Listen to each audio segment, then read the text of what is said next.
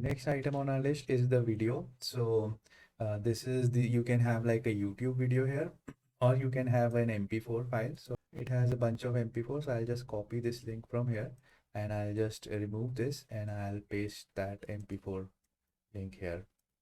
And we have this video. And I'll explain this. This is autoplay. So if you turn this on and if you go to instant preview, then the video will start playing by itself. This is the lazy loading. So what happens is this video won't load until this video is in view. This is another option, play on scroll. So what happens is that it will, as soon as it is like autoplay, but the difference is that it will not autoplay until the user has scrolled to this particular video. This will show or hide the controls. This will make the video loop.